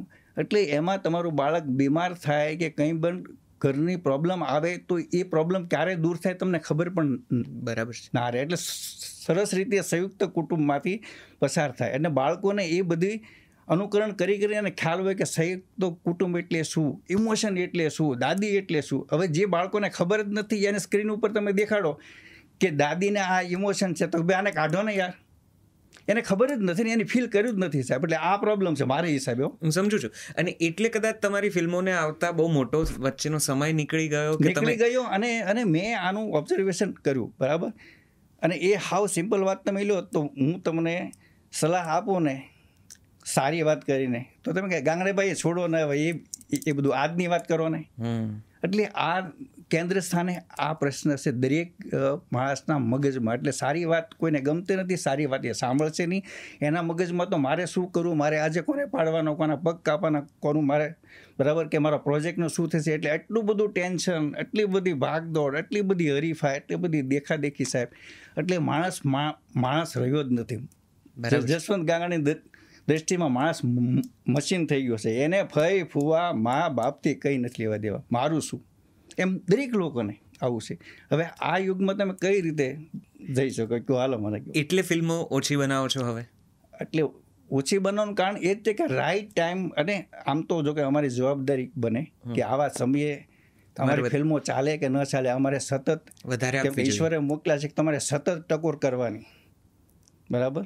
જેમ ટપાલી ને અશુભ હોય કે શુભ હોય એને ટપાલ ઘરે ઘરે આપવાની હોય, એવી અમારી ફરજમાં આવે. પણ શું છે કે આ યુગમાં ગાંઠનું ગોપી સંદન બગાડીને સમાજને સુધારવાની ટ્રાય કરવા માટે છે ને મેં આમાં 1 કરોડ રૂપિયા વાપર્યા. શેમાં? માય બેસ્ટ ફ્રેન્ડ દાદુમાં. બધી જગ્યાએ સિલેક્ટ થઈ, નેશનલ એવોર્ડમાં, પછી આપણે ઓલું કાંસ ફેસ્ટિવલમાં ગઈ, બધાએ મારા ઇન્ટરવ્યૂ લીધા કે વાહ જસવંત ગાંગાણી આ કર્યું તે કર્યું. બરાબર? પણ મારા 1 કરોડ રૂપિયા ગયા એ કોઈ મને પૂછવાનું છે? સમજ્યા તમે આખી વાત? એટલે ગમે એવો માણસ બુદ્ધિશાળી હોય, સારો હોય, પણ સમાજ એક્સેપ્ટ કરશે તો હું એને કંઈક આપીશ ને. પણ સાહેબ મારો આત્મવિશ્વાસ છે કે તમે ગમે એટલું ચેન્જ ઓવર માટે છે ને તમે લંડન, કેનેડા ફરવા જાઓ, પણ તમારે ઘરે આવ્યા સિવાય છૂટકો નથી. ક્યાં વાત. આવો મારો આત્મવિશ્વાસ છે, તમારે ઘરે આવવું જ પડશે. હવે તમે જોજો 2 વર્ષની અંદર તમને તમારા મમ્મી પપ્પા કે દાદા દાદીના જીવન વિશે, તમારા ગામડાનું જીવન શું હતું, શું આ લોકોએ કઈ રીતે જીવતા હતા, તમને એમાં રસ પડશે. આ વર્તમાનથી જ તમે થાકી જશો સાહેબ. આવું મને ફીલ થઈ રહ્યું છે, ખબર નહીં હવે. તો ત્યારે ફિલ્મો બનાવશો કે હવે કંઈ નવું લઈને આવી રહ્યા છે? બનાવીશ, પણ બસ આપણું એ જ વસ્તુ કે જે માય બેસ્ટ ફ્રેન્ડ દાદુ બનાવ્યું મેં, અને એમાં જસવંત ગાંગડાના લોકો ગીત સાંભળવા આવતા હોય અમુક લોકો. મયર જુઓ તમે, મયરના ગીતો આજે 20 વર્ષ પછી પણ વૃદ્ધ લોકો માટે થઈને કીર્તનો છે આજે, બાળકો માટે હાલડા છે, અને યુવાન લોકો માટે થઈને આજે પણ લવ સોંગ એ અમર જ છે બધા. એબ્સોલ્યુટલી. એમ લોકો એવું કે છે જસવંત ગાંગાણી હોય એટલે કેન્દ્ર સ્થાને લવ સ્ટોરી હોય. લવ સ્ટોરીમાં કે પવિત્રતાની પરિકાષ્ઠા હોય કે પ્રેમ પરમેશ્વર શું કામ છે એ સોલ્વ હોય એમ. બરાબર છે. પછી એક ફેમિલીમાં કઈ રીતે રહેવું જોઈએ. આપણી ફેમિલીમાં 7 જણા હોય, બધાનો સ્વભાવ જુદો જ હોય, પણ એને કઈ રીતે લેટ ગો કરીને કોને સહન કરવું કોને નહીં. ત્યારે એક ઘર, એક માળા જે હોય બરાબર, એમાં 107 મણકાઓ હોય, પણ 1-2 ઉપરની છે તો થાય, પણ એને કઈ રીતે બેલેન્સિંગ એ વસ્તુ જોવાની રહે એમ. એટલે એ વસ્તુ હું એવું માનું છું કે લોકો ધીરે ધીરે છે ને હવે સાહેબ આવશે. અને મારા મગજમાં 4 થી 5 થોટ અદ્ભુત છે. ફિલ્મમાં હિતેન કુમાર હશે? જોઈએ હવે. હિતેન કુમાર બહુ અદ્ભુત માણસ છે. અને તમે ઘણી ફિલ્મો કરી એમની સાથે? લગભગ નરેશભાઈ સાથે અમુક થઈ, ઉપેન્દ્રભાઈ સાથે પણ થઈ મારી, પણ મારી કંપનીમાં ખાસ કરીને નરેશભાઈ, હેતુની એક થઈ, અને બાકી બધી હિતેનભાઈ. એટલે હિતેન કુમારની કારકિર્દીમાં આપની ફિલ્મોનું બહુ મોટું પ્રદાન છે. યસ, બહુ એટલે બહુ મોટું. મયર વખતે મારે નવી સ્ટારકાસ્ટ જોતી હતી, એટલે ઓડિશન રાખતા અમે, હિરોઈન અને હીરોનું પણ. તો રોમાજી આપણી સાથે મન સાહેબા કરેલું. કરેક્ટ. એટલે રોમા કે તારે એકચ્યુઅલી છે ને ક્યાંય ભટકવાની જરૂર નથી, તું જસવંત ગાંગડાને ફોન કર. એ છોકરો બહુ ટેલેન્ટેડ છે, અભણ છે પણ બહુ આમ વિઝનકાર છે. એટલે હિતનનો ફોન આવ્યો, મને કે જસુભાઈ બોલો છો? મેં કીધું હા. તો મને ગાંગાણી મોશન પિક્ચર જોઈએ છે. 22 ફિલ્મ આવી ગયા પછી હો જી.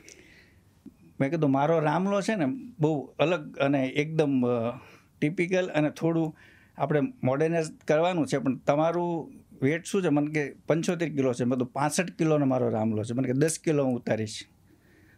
બીજું કે તમારા વાળ જે છે ને એ સાઉથ ટાઈપના છે, અહીંયા આમ જૂની ફિલ્મોમાં જોજો તમે. મેં કીધું તો હું તને વીગ આપીશ. મને કે ડન. બીજું કે તારી 22 ફિલ્મો થઈ છે, અને હું લેખક તરીકે મારી બહુ બધી થઈ, પણ એઝ અ ડિરેક્ટર આ ફિલ્મ મારી કદાચ પહેલી છે. તો તને કદાચ એવું થાય કે ભાઈ તું મને રોજ સીન શીખવાડીશ તો આ કીધું મને નહીં ગમે, કેમ કે હું મારું કામ જાણું છું, એટલે તારા ટાઈમે આવવાનું. મને કે ડન.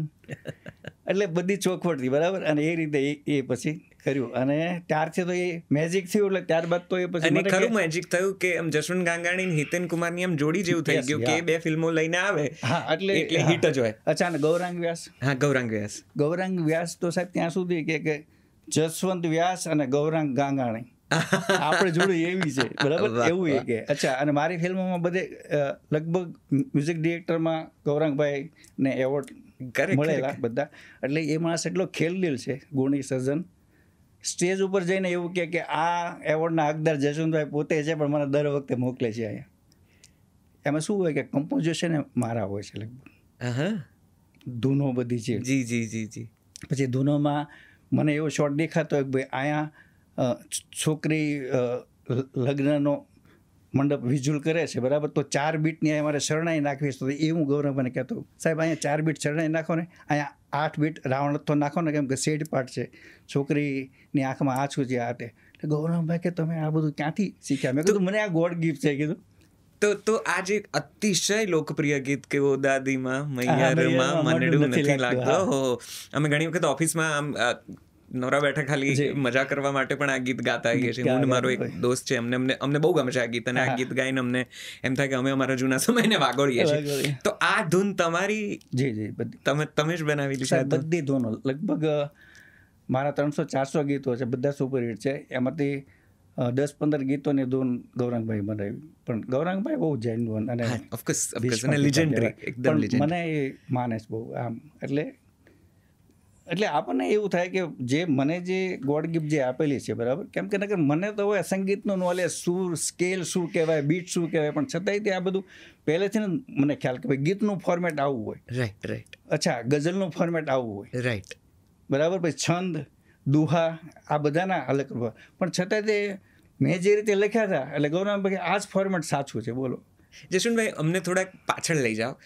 1980 ની આસપાસ તમારી સ્ટ્રગલ રહી છે અને ખાસી ફિલ્મો સાથે તમે સંકળાની કોશિશ કરીને લગભગ 1989 તમને વીર બાવાવાળો લખવા અને એના ગીતો લખવા મળી, અને પછીથી તો તમે ખૂબ બધી લગભગ 35-40 ફિલ્મોના ગીતોય લખ્યા અને પટકથા લખીને, વાર્તાઓ લખીને દિગ્દર્શન કર્યું. એ દોર કેવો હતો ગુજરાતી ફિલ્મોનો? કારણ કે અત્યારે સાવ કંઈક જુદું જ બધું ચારે બાજુ ચાલે છે. અત્યારે એ દોર વિશે વાત કરો જરા. એ દોરમાં તો જ્યારે સ્ટ્રગલમાં પહેલી સ્ક્રિપ્ટ હતી મારી સૌરાષ્ટ્રનો શૂરવીર કરીને મેં લખેલી, અને ત્યારે ડાયમંડમાં મજૂરી કરું, એટલે મજૂરીમાં મારે મહિને 300 થી 350 રૂપિયાની મજૂરી થાય મહિને, બરાબર. મારા ભાઈ રાજુભાઈ છે, એ 1000 થી 1200 રૂપિયાનું કામ કરતા. મારા રાજુભાઈ ગાંગાણી એટલે એ મારો લક્ષ્મણ એમ કહી શકે, આજે મારી સાથે છે, મારી કંપની એ જ સંભાળે છે. એટલે રાજુભાઈ એની મજૂરી બધી મને આપી દે, મને કે તમે હાલો લકી સોડિયામાં બધે જાઓ, બરાબર, તમારું સપનું સાકાર કરો, સમાજ ભલે ગમે કે પરિવાર ભલે ગમે કે. પપ્પાના અવસાન પછી લોકોને શું થાય કે ભાઈ આ છોકરો આમાં ભટકે છે, એટલે આને કોઈ સમજાવો એમ, એટલે સામાજિક પ્રહારો હોય, પણ એ બધું સહન કરીને અને લકી સ્ટુડિયોમાં આવું તો મેહુલ કુમાર અને સુભાષ શાહ અને આ બધાના શૂટ હાલે. તો એમાં અંદર જવા માટે થઈને શું થાય કે સુરતથી હાલોલ એટલે ગોધરાની બસમાં બેસું અને 4 વાગે ઉતારે, સ્ટુડિયો ખુલે 9 વાગે, 9:30 વાગે, તે ત્યાં સુધી સ્ટેશનમાં બેસવાનું. પછી 9 વાગે જાઓ ત્યાં ત્યારે વોચમેન કે ચાલે કहाँ से ચલે આતે નીકળો કે આ તે. પછી હું કહું ભાઈ સાહેબ અંદર જઈને મળવા દે આતે, એટલે પછી એને 10-20 રૂપિયા આપો ને એટલે કે જાઓ મિલ કે આ જાના બહાર. એટલે અંદર જાઓ ત્યાં એકવાર તો નરેશભાઈનું મરદના માંડવાનું શૂટ ચાલતું હતું, મેહુલભાઈનું. એટલે ત્યાંના મેનેજરને કહું, મેં કીધું સાહેબને મેળવી દે ને એમ, તો કે આજે જ મુહૂર્ત છે એટલે કે ટાઈમ મળશે ત્યારે કશે. એટલે લંચ બ્રેકમાં નૂર મોહમ્મદભાઈ કરીને એના મેનેજર હતા, એટલે મેહુલભાઈને કે છોકરો સુરતથી આવેલો છે એને જરા જોઈ લો ને. એટલે મેહુલભાઈના રૂમમાં હું ગયો, બરાબર. મને કે બોલ ભાઈ ક્યાંથી છો? મેં કીધું સુરતથી. તો એ આમ તો જામનગર સાઈડને એટલે બધું. મને કે બેટા એક સલાહ દઉં? મેં કીધું બોલો ને સાહેબ. મને કે તારી જેવા છોકરા રોજે હજારો છોકરા રખડે છે અને તારી ઉપર ફેમિલીની જવાબદારી છે, એટલે તું દુઃખી થઈ જશે, એટલે આ બધું છોડીને જે કરતો હોય એ કર તું એમ. એટલે એને બિચારી સારી રીતે જ કીધું ને એમ કે રોજ બધા મારી જેવા રખડતા હોય રોજે. એટલે પણ છતાંય મને કોઈ દિવસ એવું નથી થયું કે હું દુઃખી થઈ આવું, પણ મને આમ એક્સાઇટમેન્ટ એટલે બધી કે શૂટિંગ જોવા મળી જાય તો તે મને આમ ગમતું, મારા માટે અવસર થઈ જતો એ કે હું ક્યારે, એટલે હું આજે ડિરેક્ટર જે આ બધા ડિરેક્ટ કરે છે એની જગ્યાએ ક્યારે હું આવું વિચારું. લોકો મને ડિક્લેર કરે, કાઢી મૂકે, એનાથી મને કંઈ નહીં, એટલે બહુ સ્ટ્રગલ થઈ મારી. બધા લોકોએ લક્ષ્મી સ્ટુડિયોમાં તે ઉપેન્દ્રભાઈથી લઈને બહુ મળેલો. અચ્છા, સૌથી આનંદની વાત તો એ રહી કે હું કામયાબ થયા પછી સુભાષ શાહથી લઈને મેહુલભાઈથી લઈને ઉપેન્દ્રભાઈથી લઈને એ બધા મને મળવા માટે તરસતા હતા. જુઓ તમે, નહીંતર આપણને એવો વસવસો રહે કે જે લોકોએ આપણને નાસીપાસ કરેલા એ માણસો અત્યારે નથી રહ્યા, પણ એ લોકો મારા દીવાના થયા અને એની સાથે કામ થયું, એનો આનંદ અદ્ભુત હોય. એટલે હવે અત્યારે હું કોઈ બીના શૂટ ઉપર લગભગ હું જાતો જ નથી. મારું શૂટિંગ હોય ફિલ્મનું હોય તો હું ડિરેક્ટર હોઉં, બાકી મારા જે આલ્બમ્સ બનતા હોય રોજે એમાંથી 2-3 કંપનીઓ છે બધી કરતી હોય. શૂટિંગમાં ક્યારેય હું ના જાઉં. તો તે બધી આલ્બમની હિરોઈન હોય ને એને એમ કે ને ભાઈ સાહેબને ક્યારેક તો બોલાવો એમ, તો ફિલ્મોમાં ક્યાંક અમારું એ લાગે એમ. પણ શૂટિંગમાં જઈને તો આપણને એવું જ ના થાય કે આ ફિલ્મનું શૂટિંગ ચાલી રહ્યું છે, કે કોકના શૂટિંગમાં ક્યારેક હું જાઉં મારા મિત્રોના હર્ષુભાઈ કે આ તે, પણ એ ફીલ નથી આવતું સાહેબ ખરેખર કે ભાઈ એક જે તે ટાઈમે ભલે એવી ટેકનિક નહોતી, બરાબર છે, પણ હવે આ ડિજિટલ થતા બધું આમ પ્લાસ્ટિકનું લાગે. હવે કદાચ મને એકને એવું લાગતું હોય કે શું હોય ખબર નહીં, પણ એ માહોલ જે છે ને એ ખબર નહીં, આમ મને આમ અડતું જ નથી, કોઈ બધું પ્લાસ્ટિકનું લાગે. તો એ જૂના દિવસો યાદ આવે છે? બહુ યાદ આવે સાહેબ. જૂના દિવસોને યાદ કરીને તે હું એટલો પ્રફુલ્લિત રહી શક્યો છું. બાકી આજની હાલત જો ને તો હું પતી ગયો હોત કીધું. કોણ બહુ યાદ આવે? શું બહુ યાદ આવે? મને યાદ આવે કે એક તો મારા જે દર્શકો જે ચકડામાં જે મારા ગીતો સાંભળીને અને મારી ફિલ્મો લાગે એટલે એક અવસર બની જતો. અને અમે લોકો જાતા તો સિનેમા તો પેક હોય પણ 5,000 પબ્લિક બહાર હોય, એટલે બહાર મંડપ નાખી અને અમારો મેનેજમેન્ટ એ અમને મંડપની ઉપર ચડાવતા અને બધાને સાથે વાર્તાલાપ કરાવતા. તો એ જે એક્સાઇટમેન્ટ જે છે. બીજું કે Jashwant Gangani as a director માણસને ફેસ વેલ્યુ નહીં એ હોય કે ભાઈ આર્ટિસ્ટ હોય, હિતેનભાઈ હોય, આનંદી હોય. આનંદીને આપણે લઈ આવ્યા હતા ને ઇન્દોરથી, તો એની વેલ્યુ હોય. પણ એક ડિરેક્ટરની વેલ્યુ કે જશવંત ગાંગાણી આવ્યા છે તો એને આખું ગામ જોવા નીકળતું હોય એવું કદાચ મારા કેસમાં થયું છે. અને આજ સુધી એનું કારણ ફક્ત એ જ છે જે આપણે પહેલાં થઈને વાત એ કે કોઈ બી સિનેમા જે છે ને સરસ્વતીનું મંદિર છે. સરસ્વતીના મંદિરમાં કોઈ દિવસ એક તો ખોટી વાત ન થવી જોઈએ, ગલત વાત, કોઈની સાથે ચીટિંગ કે જે રીતે તમારા શોખ વેડા જે બધા જે હોય તમારા કેરેક્ટર બરાબર. કેમ કે કામ રાજ કપૂર સાહેબ કહેતા હંમેશા કે કામની જગ્યાએ કામ, અને તમારે એન્જોય કરવું હોય તો 1 મહિનો જતા રહ્યો તમે, પણ સરસ્વતીના મંદિરમાં આ વસ્તુ કોઈ દિવસ નથી. એટલે મેં મારા કામને, મારા આર્ટિસ્ટોને હું ભગવાન માનું છું. કેમ કે એને કચકડામાં કંડારીને મારે 50 રૂપિયા ટિકિટ લઈને મારે એને વેચવાના છે સાહેબ. એટલે એ મારા ભગવાન છે, એની સાથે ગંદી વાત ન થાય. એ મેં આજની તારીખમાં આજ સુધી જાળવી રાખ્યું છે. મારા પ્રોડક્શનમાં કોઈ પણ દીકરી આવે અને એમ કે ગાંગાણી સાહેબનું શૂટ છે તો મા બાપને સાથે રહેવાની જરૂર નથી સાહેબ આજની તારીખમાં. બીજું કે મારા સેટ ઉપર દારૂ અને ખાવા પીવાનું અને છોકરી ભાઈ 4 વસ્તુ એલાઉડ નથી આજની તારીખમાં નથી. જે આમાં પહેલું હોય એમ સમયના હિસાબે, પણ એ મેં જાળવી રાખ્યું છે. એટલે ક્યાંક ને ક્યાંક મને એવું લાગે કે આજે રિસ્પેક્ટ નથી. એક તો તમે એક શોર્ટ મૂવી કરી લીધું હોય એટલે તમને એમ થાય કે હું મહાન કલાકાર છું, એટલે તમને જશવંત ગાંગાણી તો હાવ ચણા મમરા જેવું લાગે. એટલે એ જે તમારી મેન્ટાલિટી જે છે ને એ વસ્તુ તમને એક મુકામ સુધી પહોંચતા બહુ. તો એ જૂના સમયમાંથી શું મિસ કરો છો અત્યારે? કોઈ વ્યક્તિ, કોઈ ખાસ અદાકાર, કોઈ કલાકારને ખૂબ યાદ કરો, ખૂબ મિસ કરો એવું ખરું? કલાકારોમાં તો આજની તારીખમાં હિતેનભાઈને અમે મળીએ બરાબર, ત્યારે જૂની વાતો બહુ વાગોળો. એ એટમોસ્ફિયર, એ જે કામ કરતા, અમારે કંચનલાલ જે સેટ લગાડતા બરાબર, અને કંચન દાદા તે જે જૂની વાતો કરતા બરાબર, એવા બધા સીન યાદ આવે કે ઓહો એ જે સમય, એ યુગ, એ જમાનો કે જે આપણે તો નસીબદાર કે ભાઈ એમાં આપણે 10-15 વર્ષ કાઢી અને આપણે તે જશ કમાણા એમ માનો ને કે પબ્લિકનો પ્રેમ આપણને મળ્યો. એટલે એ જે 10-15 વર્ષનો જે આખું એટમોસ્ફિયર જે છે ને એ બધું જ તે રોજ વાગળતો. દરેક સગલથી લઈને ભેંસ ચરાવવાથી લઈને જે હું કવિતાઓ લખતો, ત્યાંથી જે મને ગોડ ગિફ્ટ છે, ગૌરાંગભાઈ, પછી બધા એવોર્ડો, મોદી સાહેબે મને 30-40 એવોર્ડ જે આપ્યા, બેસ્ટ પ્રોડ્યુસર, ડિરેક્ટર, રાઇટરના. પછી ધર્મેન્દ્ર સાહેબના હાથે મને દાદા સાહેબ ફાળકે એકેડેમી એવોર્ડ જે બોમ્બેમાં મળેલો એ. એબ્સોલ્યુટલી. એટલે આ બધું જર્ની જ્યારે હું જોઉં ને ત્યારે એમ થાય કે ભાઈ આ પાછળ ઈશ્વરે આપણને આપણી લાયકાત કરતાં 1000 ગણું સાહેબ વધારે આપી દીધું છે. એટલે આપણે દુઃખી થવાનું કે કોઈ અપેક્ષા રાખવાનું કે કેમ કે એ જે જગ્યાએ મારે પહોંચવું હતું બરાબર, ત્યાં હું આજની તારીખમાં બેઠો છું અને ત્યાંથી હું નીચે આવ્યો જ નથી. કેમ કે એવું કામ મેં કર્યું જ નથી પૈસા માટે થઈને. બાકી ઘણી કંપનીઓની ઓફરો હોય કે સાહેબ આ પ્રોજેક્ટમાં તમે એઝ એ ડિરેક્ટર. મેં કીધું ભાઈ એઝ એ ડિરેક્ટર તો સૌથી હાઈલાઇટ તો સુરજજી મને ઓફર કરેલી. મૂવીનું નામ તો મને નથી યાદ. એ કે તમારે રાજશ્રી પ્રોડક્શનની એક મૂવી ડિરેક્ટ કરવાની છે. મેં કીધું સોરી સાહેબ, બોલો આ પહેલો ડિરેક્ટર છે કે રાજશ્રી પ્રોડક્શનની મૂવી ઠુકરાવી હોય. પછી એ મૂવી આવી અને રિલીઝ થઈ. પછી હું એકવાર ગયો ને એટલે પૂછ્યું મને સુરજજીએ મને કે સાહેબ એક વાત મારે પૂછ્યું નતું, બોલો ને. કે રાજશ્રી પ્રોડક્શનની મૂવી એઝ એ ડિરેક્ટર મેળવવા લોકો તલપાપડ હોય આખી લાઈફ, અને તમે ફરદન ઠુકરાવ્યાનું કારણ શું? મેં કીધું સાચું કહું તો કે હા. મેં કીધું તારાચંદ બળજાત ત્યાં ગયા પછી રાજેશ્રી પ્રોડક્શનમાં માત્ર એક જ ક્રિએટિવ માણસ છે અને એ છે સૂરજ બળજાત્યા. સૂરજ બળજાત્યા પિક્ચરનું પ્લાન કરે એટલે મોટા મોટા આર્ટિસ્ટ તમારી સાથે કામ કરવા તૈયાર થાય, કેમ કે તમારી કાબલિયત છે. તમારી પિક્ચર માર્કેટમાં આવે તો લોકો થિયેટરમાં જોવા જાય. રાજેશ્રી પ્રોડક્શનની આવે તો કદાચ ન પણ જાય. વાહ.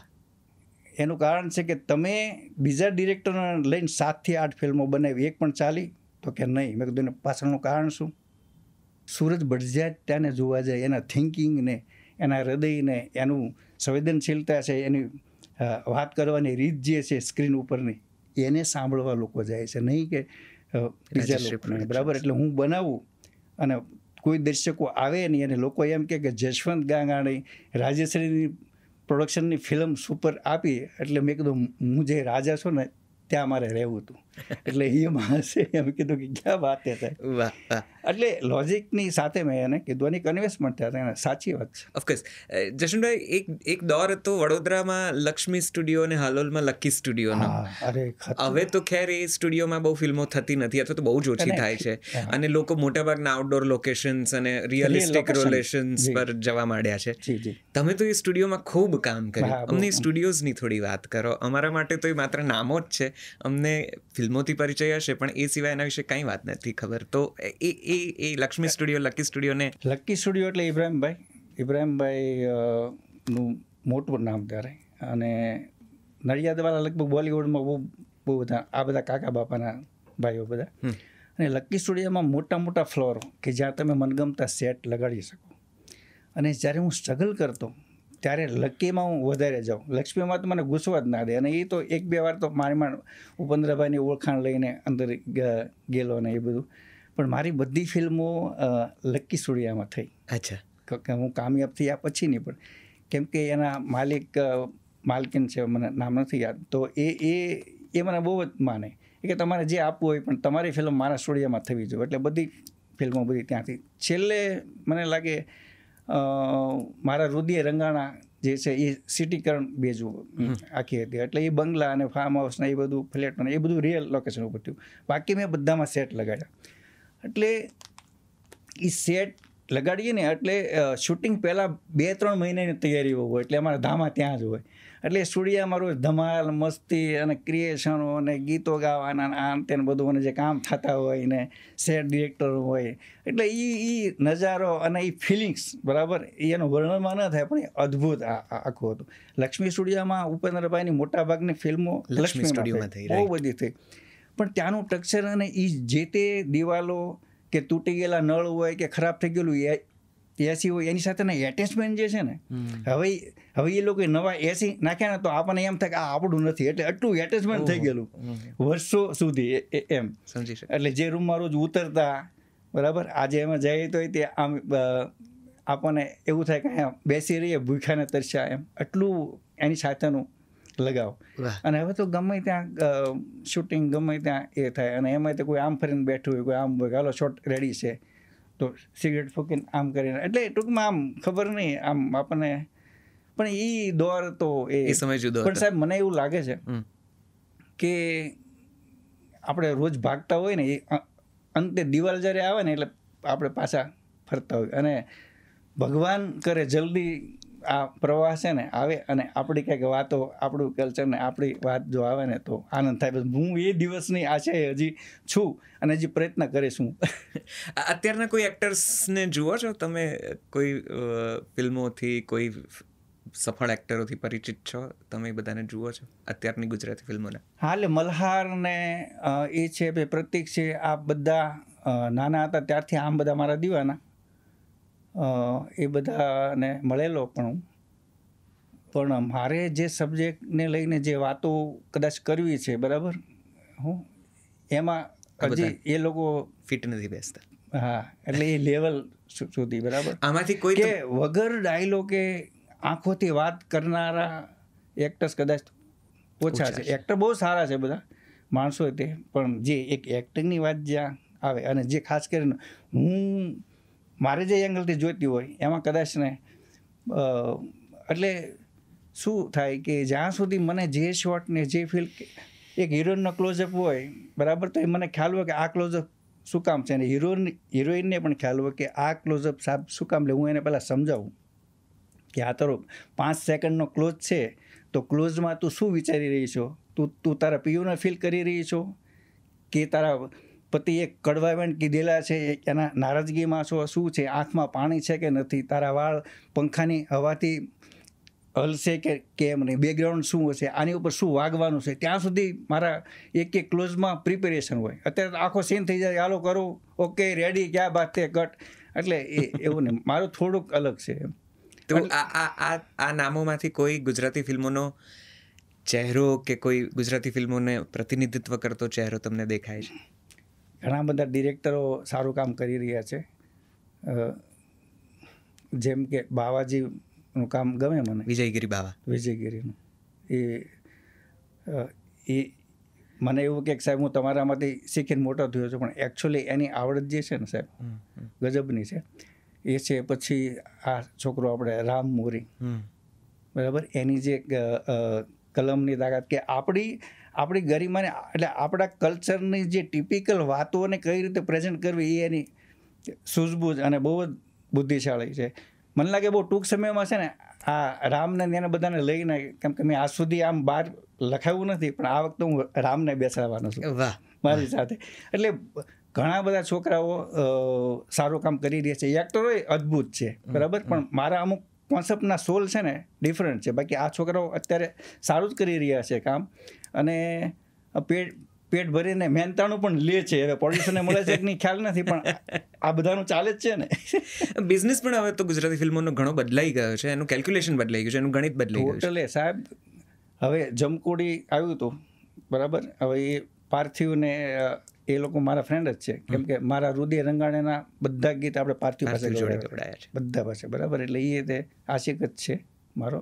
હવે એની ગોળ કેરીથી લઈને લગભગ 4-5 ફિલ્મો એની સરસ આપી જ છે. હવે એમાંથી જમકોડી જુઓ તમે, સરસ ચાલી રહી છે. પછી 30 CR વેપાર થયો, એટલે સુપરહિટ કહેવાય. એટલે એમાં ભલે કોમેડી હતું, પણ ક્યાંક ને ક્યાંક કેન્દ્ર સ્થાનની મેન વાત છે ને, જે એમાં દમ હતો સાહેબ. જી જી, બરાબર. પછી 3 એકા જે છે, બરાબર, એ આઉટ એન્ડ આઉટ કોમેડી છે. એ 3 છોકરાઓ ઉપર વ્યાપાર થયો છે, 3 હીરો સાથે. એમાં કોઈ કોન્સેપ્ટ કે મેસેજ તો છે જ નહીં. છે એમાં? જોયું તમે? જોયું છે ને? હા, જોયું છે. એટલે એમાં સમાજને આપવા માટે આમ મેસેજ નથી ગઈ, પણ કોમેડીથી તમને 2 કલાક સુધી પકડી રાખે. એટલે ડિરેક્ટર સારો, કલાકારો જે જાણીતા છે આ બધા 3. તો ટોટલ 5 થી 7 ફિલ્મો પૈસા કમાણે. બરાબર છે. એટલે આપણે એ વાત કરતા હતા ને કે આપણે ગુજરાતી ફિલ્મોમાં સક્સેસનો રેશિયો શું એમ, તો કે સક્સેસનો રેશિયો એ કે ભાઈ મેં 1 કરોડ રૂપિયા નાખ્યા અને 1 કરોડ રૂપિયા જો નીકળી ગયા એટલે હું સુપર ડુપર હિટ અને પાર્ટી રાખું. ખ્યાલ આવે તમે?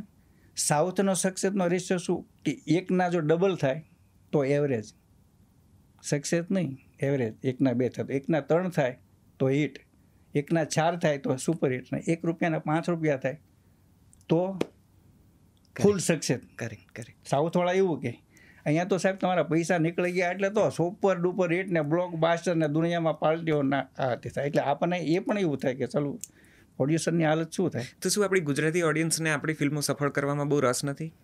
એ લોકોનું પણ કવત ઓછું પડે? રસ તો છે જ ને. હા, બિલકુલ. કેમ નહીં? કેમ કે મેં મારા છોકરાઓને કીધું ને કે હમણાં ગુજરાતી મૂવી પહેલી, તો કે ખબર નહીં હોય કંઈ, બરાબર. એટલે એના રિએક્શન તમને એમ થાય કે બાકી ગુજરાતી લોકોને ગુજરાતી પ્રોડ્યુસર કે ડિરેક્ટર જે પણ રિસ્ક લેતા હોય, ભલે 10 લાખની હોય કે 5 કરોડની હોય, 2 કરોડની હોય, હું તો એવું કહું કે આપણો ગુજરાતી દુનિયામાં બધે ટોપ નંબર ઉપર છે. જી, બધા ક્ષેત્રમાં ટોપ ઉપર છે. પછી કોઈ બી બિલ્ડર લોબી હોય કે ન્યૂઝ ચેનલો હોય કે મોટી મોટી સિરિયલો હોય, બેક સાઈડથી પેમેન્ટ કોનું છે? ગુજરાતીનું લગભગ. તો આપણા ચિત્રકલામાં આપણે પાછળ કેમ છીએ? એ જ, બરાબર, કે આપણે આપણી ભાષામાં એક તો બિલકુલ કોઈને રસ નથી, અને એની સામે એટલું વળતર નથી. એને જવાબદાર આપણે જ છીએ. આપણે સાઉથની ફિલ્મો આવવાની હોય 2 વર્ષ તમે વાટ જોતા હોય કે પેલી પિક્ચર આવે એટલે મારે જોવાનું છે, અગાઉથી આમ બુકિંગની તૈયારી. તો સાહેબ હું તમને એમ કહું કે ગુજરાતી પિક્ચર નબળી હોય કે સારી હોય, પણ તમારા કલ્ચરની છે, તમારી ગરિમાની છે, એ પ્રોડ્યુસરને ભિખારી સમજીને એક ટિકિટ તો લ્યો, પણ નથી લેતા. અને આમાં તો બધા રાજા છે એટલે આમાં કાંઈ કોઈનું દબાણ તો ચાલે નહીં કંઈ કે ભાઈ તું જાજે. પણ ગુજરાતીના કલેક્શનો હિન્દી ફિલ્મોના સૌથી વધારે ગુજરાતીઓ જ આપે છે, હિન્દી હોય કે XY. તો આપણા ગુજરાતી ફિલ્મોના સાહેબ કલેક્શન, હું તમને સાચી વાત કહું ને, થિયેટરમાં સારામાં સારો સબ્જેક્ટ હોય તો હું જાઉં ને તો 7 થી 8 જણા જ બેઠા હોય સાહેબ. આ પરિસ્થિતિ છે, વાસ્તવિકતા આ છે. અને 3-3, 4-4 વીક જે અમુક કંપનીઓ ફિલ્મો ચલાવે છે તો એમને ચલાવે કે ભાઈ ભાડું ભરશું ચાલને. અને લિસ્ટેડ કંપનીઓને કાંઈ ફરક નથી પડવાનો. લિસ્ટેડ કંપની હોય તો તમારો શેર કદાચ એ કંપનીનો 500 રૂપિયાનો હોય તો બીજા વર્ષે 400 રૂપિયાનો થઈ જાય, એના ખિસ્સાના છે જ નહીં. પણ સિંગલ પ્રોડ્યુસરની હાલત ખરાબ કપરી છે બહુ. તો આ દોરમાં ફિલ્મો પ્રોડ્યુસ કરાય, એ ફિલ્મો હંમેશા પ્રોડ્યુસ થતા જ રહેવાના છે, કેમ કે એ વર્ડ છે ને ગુજરાતીઓનો છે, અને ગુજરાતીઓ છે ને રોજ કમાય અને રોજ પૈસા ફેંકે અને ભૂલવાની તૈયારી માત્ર ગુજરાતીમાં જ હોય. બીજો કોઈ બી માણસ જો 1 કરોડ 2 કરોડ રૂપિયા તોડ્યા હોય એટલે આખી જિંદગી ભર છે ને આમ વગર મોતે મરી ગયેલો જ હોય. પણ આપણો ગુજરાતી 50 કરોડ તોડે તો એમ કે કંઈ નહીં યાર કમાઈ લેશું. એટલે એ તાકાત ફક્ત ગુજરાતીમાં જ. તો ગુજરાતી ફિલ્મો કમાણીનો ધંધો છે અત્યાર સુધી તો નથી, હવે આવતીકાલની ખબર નથી સાહેબ. અત્યાર સુધી તો મારા 35 વર્ષમાં મને એવી, હું તમને કહું, નરેશભાઈ કનોડિયા ને પૂછ્યું મેં કીધું આપણે કનોડિયા ફિલ્મ્સ તમારું એટલું સારું બેનર, વણઝારી વાવથી લઈને બધી સુપરહિટ ફિલ્મો, બરાબર, તો કનોડિયા ફિલ્મ્સનું બેનર કેમ આગળ વધારવું નહીં? પછી મને આમ નજીક આવીને કે તમે જાણો છો તો શું કામ કે પતળી આણો છો? મેં કેમ શું છે? મને કે મારી ફિલ્મો એ વખતે ભલે 10 કે 12 લાખ રૂપિયામાં કે 7 લાખમાં એમ બનતી હતી. ડિસ્ટ્રીબ્યુટરો 5-6 લાખ, પણ એ વખતે ડિસ્ટ્રીબ્યુટર છે ને લઈ લેતા હતા. 5 લાખમાં થયું ને તો 5 લાખ લઈને પછી MG ઉપર કે હું તમને 10%, 20%, 50% આપીશ. આજ સુધી કોઈ 1 રૂપિયો આપ્યો નથી. એટલે ના છૂટકે પછી છે ને કે આ ધંધો કરાય નહીં, એટલે બેનર કર્યું બંધ. જે અમારા પ્રોગ્રામોને હીરો તરીકે ચાલે છે એમાં ચાલે છે, આપણું મોજ છે, હાથે કે કૂવામાં નહીં પડવાનું, આવું ભૂલ થઈ. પણ સાહેબ હું તમને કહું કે એ વખતે અવિનાશ વ્યાસનું મ્યુઝિક આપણે થોડા પાછળ જઈએ તો, અને એ કોન્સેપ્ટ જે તમે કીધું કે લોકકથાઓ, પછી જેસલ તોરલથી લઈને વીર માંગડાવાળોથી લઈને અને ઉપેન્દ્રભાઈ, પછી બહારથી આવેલા મેડમ આપણા સ્નેહલતાજી, જે એ લોકોએ જે કથા તત્વોમાં પ્રાણ પૂર્યા, અને એ મ્યુઝિક આજની તારીખમાં તમને કેમ ગમે છે?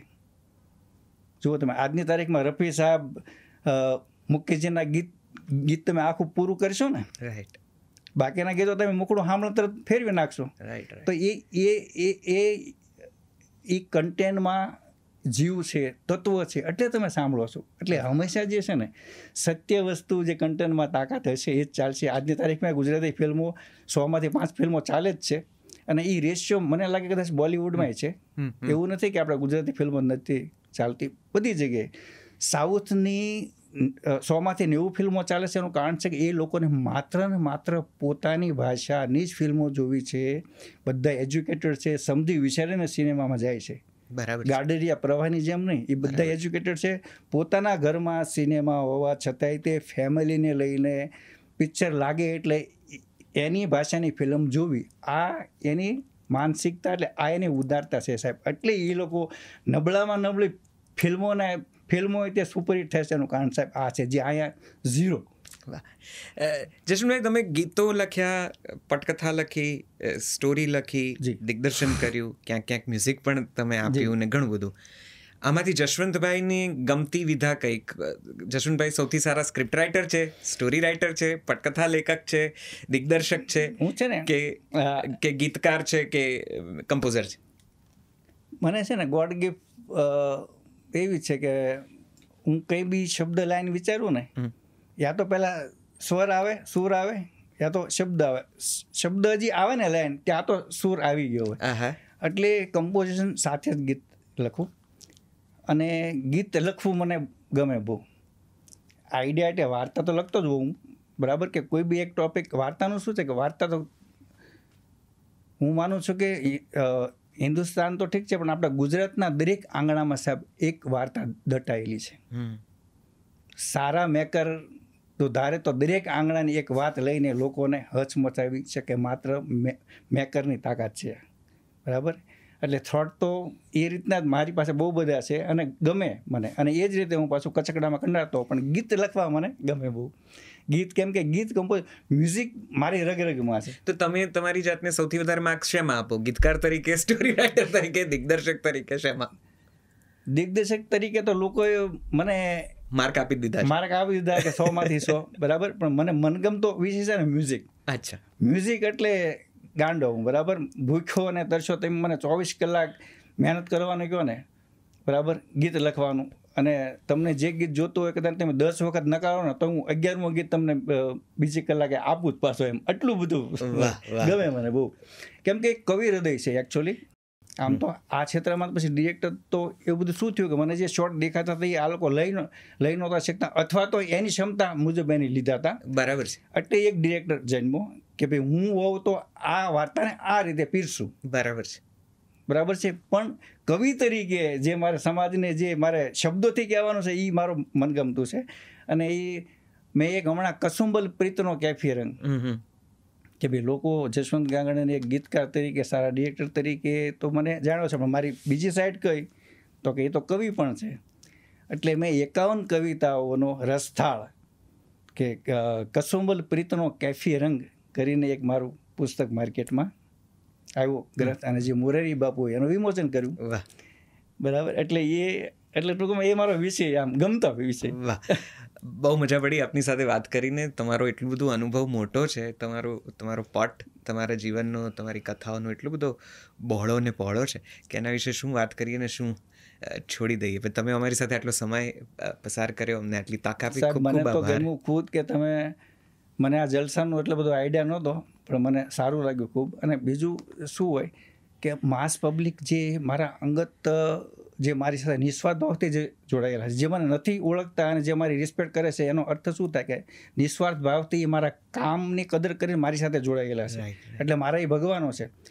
તો તમારા આવા સારા માધ્યમથી મારા દિલની વાત, હૃદયની વાતો એ લોકો સુધી પહોંચે, બરાબર, એ તમે લોકો માધ્યમ છો. એટલે એ બદલ ખૂબ ખૂબ આપનો પણ આભાર, ધન્યવાદ. અને મજા આવી ખૂબ.